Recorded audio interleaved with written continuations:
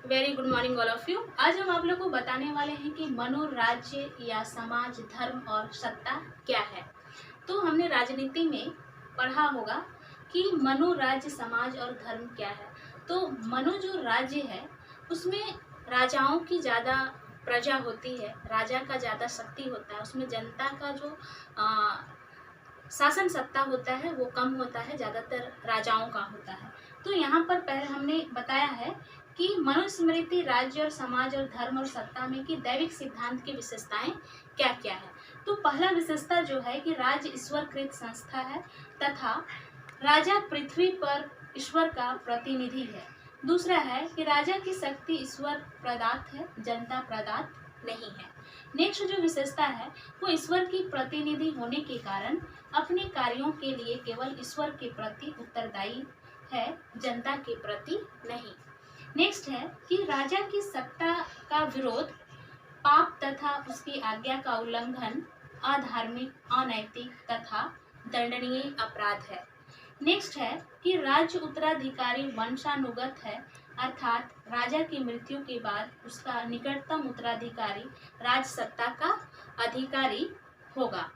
Next है कि इस सिद्धांत या धारणा में लोगों का विकास उस समय हुआ जब सामाजिक जीवन में धर्म का विशेष महत्व था। पहला है कि राज्य ईश्वरकृत संस्था है तथा राजा द्वारा पृथ्वी पर ईश्वर का प्रतिनिधि है। कहने का अर्थ है कि हमारा जो पहले जो राजा और ईश्वरकृत जो संस्था था वो ज़्यादा राजाओं पर जोर दिया जाता था और कहा जाता था कि जो भी यहाँ पर हमारे प्रतिनिधि आते थे वो राजा का प्रजा पे वो ज़्यादा जोर देते थे। नेक्स्ट है कि राजा ईश्वरकृत प्रदत्त है, जनता प्रदत्त नहीं। राजा जो है, राजा का जो शक्ति है वो ईश्वर प्रदत्त होता है, बल्कि जनता प्रदत्त नहीं होता है।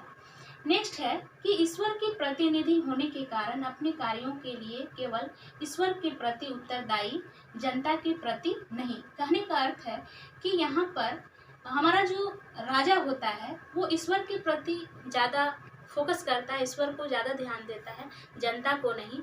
लेकिन हमारे समाज में, हमारे मनुस्मृति समाज या राज्य में कहा गया है कि जनता को भी ध्यान देना चाहिए कि जनता ही हमारा जो मेन उद्देश्य जो है, जनता के तहत ही किसी भी कार्य को किया जाता है, तो जनता पे भी फोकस करना चाहिए। लेकिन यहाँ पर जनता को ध्यान ना देके ईश्वर और राजा पे ज़्यादा ध्यान दिया जाता है। नेक्स्ट है कि राजा की सत्ता के विरोध पाप तथा उसकी आज्ञा का उल्लंघन अधार्मिक, अनैतिक तथा दंडनीय अपराध है।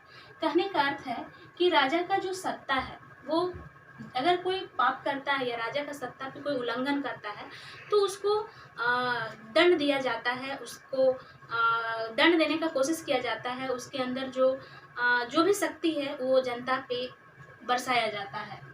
नेक्स्ट है कि राज्य उत्तराधिकारी वंशानुगत, अर्थात राजा की मृत्यु के बाद उसका निकटतम उत्तराधिकारी का राज सत्ता का अधिकार होता है। कहने का अर्थ है कि जब राजा मर जाता है तो उसका जो पुत्र होता है उसके ऊपर वो जो उसका जो वंशानुगत है वो अधिकार अपना वंश पे चला जाता है, बल्कि वो जनता को नहीं दिया जाता है।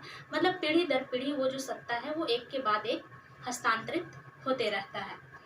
नेक्स्ट है कि इस सिद्धांत और धारणा में लोगों का जो विश्वास है वो सामाजिक जीवन और धर्म का विशेष महत्व था। कहने का अर्थ है कि ये जो दैविक सिद्धांत का जो विशेषता है उसमें कहा गया है कि सामाजिक जीवन, मनुष्य का जो जीवन है उसमें विशेष महत्व है और ये जो महत्व दिया गया है वो धर्म पे ज़्यादा जोर दिया गया है।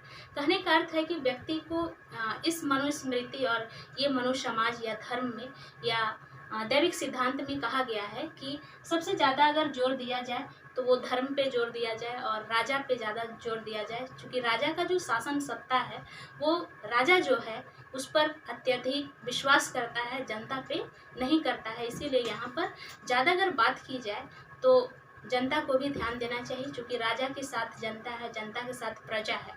तो दोनों जो है हमारे साथ एक साथ, दोनों का जो संबंध है वो एक सिक्के के दो पहलू हैं, तो दोनों पर जोर देना अत्यंत आवश्यक है राजा को। इसीलिए सिर्फ ईश्वर को हम ध्यान ना दें। अगर ईश्वर कहा जाए तो अगर हम किसी गरीब जनता को सेवा करते हैं तो वही हमारे लिए सबसे बड़ा ईश्वर है। धन्यवाद।